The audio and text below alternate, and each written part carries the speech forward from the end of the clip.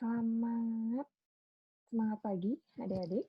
Hari ini kita mulai dengan pembahasan yang berikutnya di Kepelautan Gerontik, yaitu adalah pelayanan kesehatan pada lanjut usia atau lansia di fasilitas sekunder. Ya, sebelumnya kita sudah membahas di mana fasilitas primer yang kita ambil contohnya ada di puskesmas dengan beberapa aktivitasnya. Berikutnya di sini topik bahasannya untuk pertemuan dan pembahasan hari ini yaitu kesehatan lansia. Kemudian kebutuhan lansia terhadap pelayanan sekunder, kemudian yang terakhir adalah pelayanan lansia di rumah sakit. Nah, di sini, kalau saya bilang tadi mungkin di materi di atas adalah kesehatan lansia. Tapi kalau kita berbicara tentang rumah sakit, yang ada adalah kesakitan lansia. Jadi lansia yang sakit atau kurang sehatlah yang datang ke rumah sakit. Nah, di sini kondisi lansia yang seperti apa yang datang ke rumah sakit itu adalah menurut data riset kesehatan dasar atau Riskesdas, di sini proporsinya kondisi kesehatan lansia yang paling banyak itu ternyata ada penyakit jantung, kemudian kencing manis, berikutnya adalah stroke, rematik, dan kondisi cedera. Nah, di sini kondisi yang ketergantungannya dibagi menjadi total, berat, sedang, ringan, dan mandiri. Syukurnya, tidak patut bersyukur, di sini kondisinya masih cukup lebih banyak yang mandiri lansia kita, walaupun dalam kondisi sakit, datang ke rumah sakit. Nah, di sini kemudian ada beberapa kondisi lagi, yaitu yang perlu kita lihat adalah yang berwarna orange ini ringan, sedangkan yang biru, ketergantungan total, dengan kondisi pas stroke, lansia kita memiliki ketergantungan total yang lumayan banyak. Ya, perlu diperhatikan bahwa memang seperti yang kita ketahui, post-stroke itu memiliki pasien yang memiliki gangguan mobilitas fisik kebanyakan. Nah, di sini juga terjadi pada lansia, apalagi ya, yang memang di salah satu sisi mengalami penurunan fungsi dari ekstremitasnya. Nah, yang perlu kita soroti lagi, ketika datang ke rumah sakit, tentunya dengan morbiditas seperti ini, dia diikuti juga oleh kondisi lainnya, yaitu kondisi seperti penyakit penyerta ataupun komplikasi dari penyakit utama yang beliau bawa. Nah, yang itu yang akan menjadi beban ataupun penanganan di rumah sakit lanjutan. Kemudian berikutnya, penyakit pada rawat jalan. Kalau kita bahas tadi yang sakit lansianya, berarti kalau kita selain bicara tentang rawat inap atau ranap istilahnya, di sini juga ada rajal atau rawat jalan. Nah, di sini ada 10 penyakit besar penyebab rawat jalan di rumah sakit. Kondisi ini kalau kita lihat sekarang kita fokus pada kondisi lansia, yaitu 60 tahun ke atas. Karena yang hijau ini rentangnya antara 45 sampai 64, berarti situ ada lansia juga, dan juga ada lansia risiko tinggi itu di kelompok lebih dari 75 tahun, berarti yang ada di kelompok warna orange. Nah, di sini kalau kita lihat, 3 penyakit utama, bukan utama ya, 3 penyakit yang full orange ini ada katarak, kemudian alasan lainnya, kemudian ada jantung iskemik. Nah, ini full yang terjadi pada lansia. Sedangkan yang masih ada hijau-hijau ini, jadi masih ada kondisi pralansia di sini. Yang ke rawat jalan atau istilahnya kita biasanya menyebutnya ke poliklinik, kalau di rumah sakit ternyata yang paling tinggi adalah hipertensi esensial atau istilahnya hipertensi primer. Jadi pure di sini hipertensi karena penyakit disebabkan jantungnya saja. Kemudian kondisi lainnya kita lihat di sini ada penemuannya, kemudian di sini ada orang yang mendapatkan pelayanan kesehatannya. Yang tinggi berikutnya adalah dispepsia atau gangguan lambung, ya, di saluran pencernaan. Ternyata memang terjadi gangguan di beberapa sistem pada lansia. Jadi bukan hanya si hipertensi saja, walaupun kemarin sempat kita bahas tentang penyakit yang dominan terjadi pada lansia itu adalah kardiovaskuler, tapi ternyata juga ada kondisi-kondisi lain ya kalau kita bahas. Nah, di sini saya ambil data yang saya dapatkan itu kalau saya tidak salah ini di buletin lansia. Itu dikeluarkan oleh kementerian, saya ambil di websitenya, itu yang terakhir adalah di tahun 2013. Nah, yang saya terbaru belum dapat, tapi makanya saya ambil yang di Reskesdas. Dan pada kondisi sekarang, di era pandemi, karena sekarang di tahun 2020, itu angka kesakitannya mungkin yang tercatat lebih berkurang. Nah, itu yang perlu diperhatikan. Karena memang salah satunya memang dibatasi, karena lansia juga termasuk kelompok risiko tinggi. Nah, berikutnya di sini, jenis pelayanan pada geriatri, ya, yang saya ingin bahas. Di sini ada yang di tingkat sederhana, jenis pelayanannya minimal ada jalan dan kunjungan rumah. Kemudian,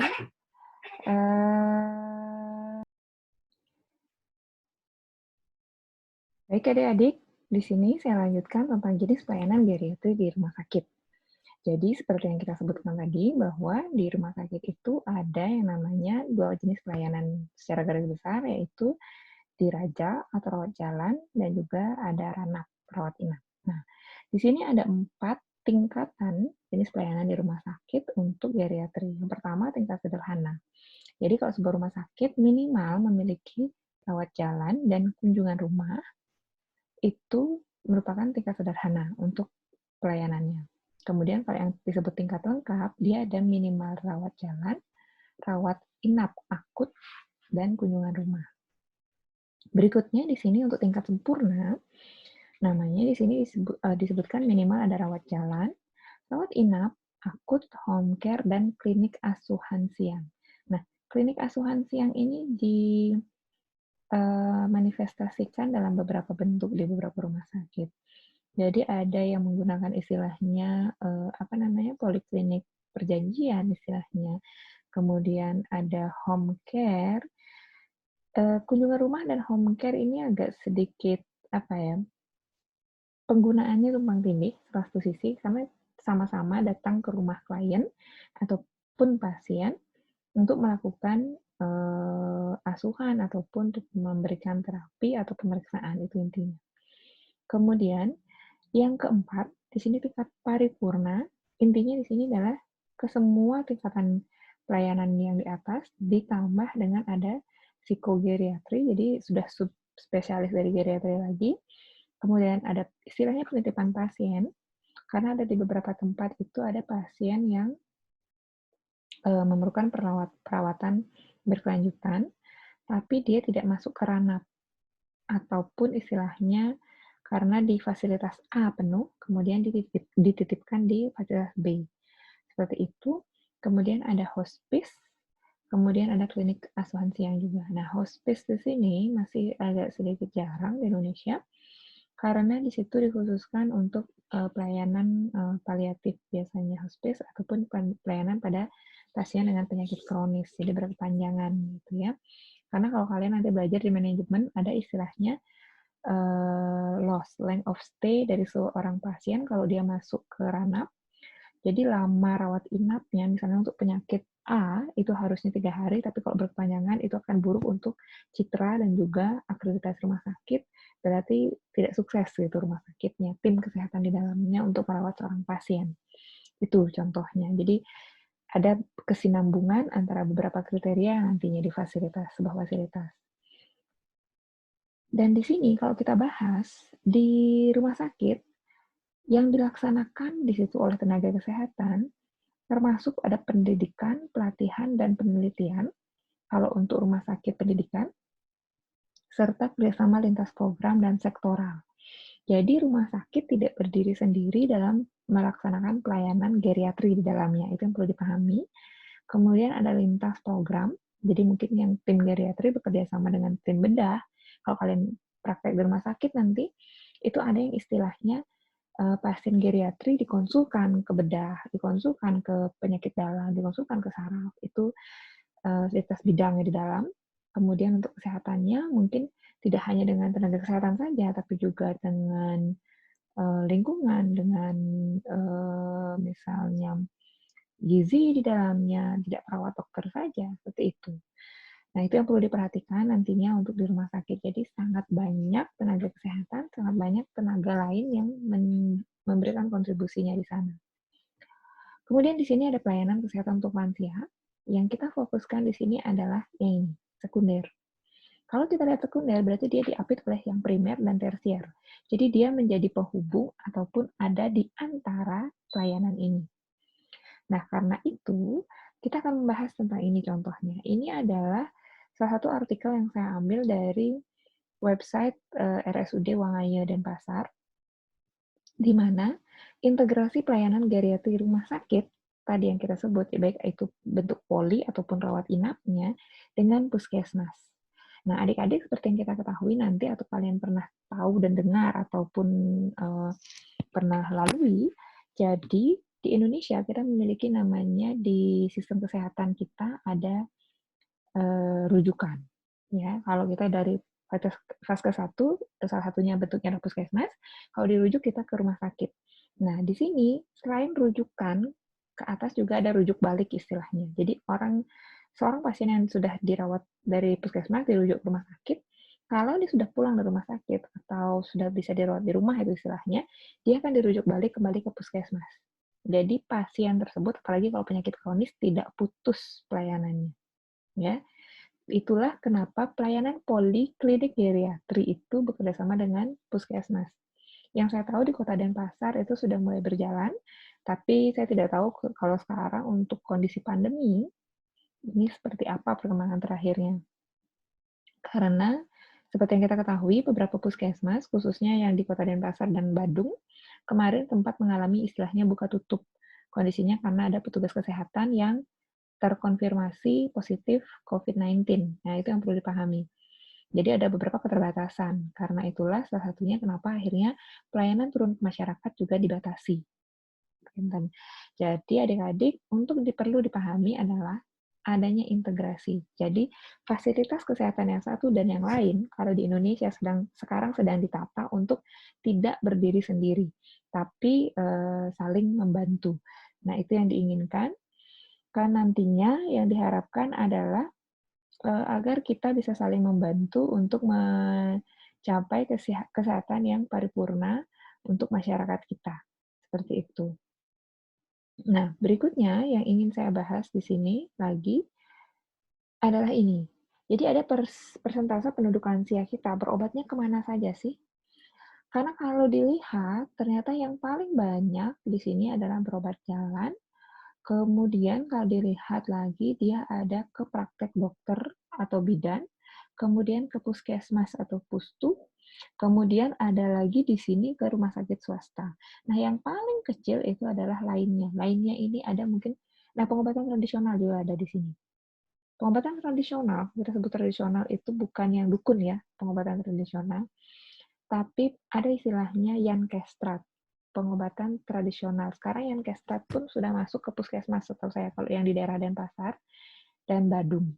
Jadi mereka punya Yankestrat tradisional itu dengan herbal dan juga misalnya teknik akupuntur. Nah, itu termasuk tradisional. Itu contohnya.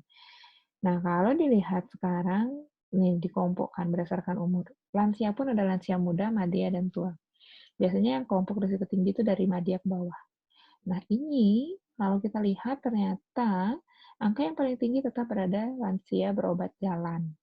Karena lebih mending mereka dirawat di rumah dengan kondisi seperti itu bersama orang terdekat. Itu biasanya kalau tidak terpaksa sekali baru dia akan ke rumah sakit.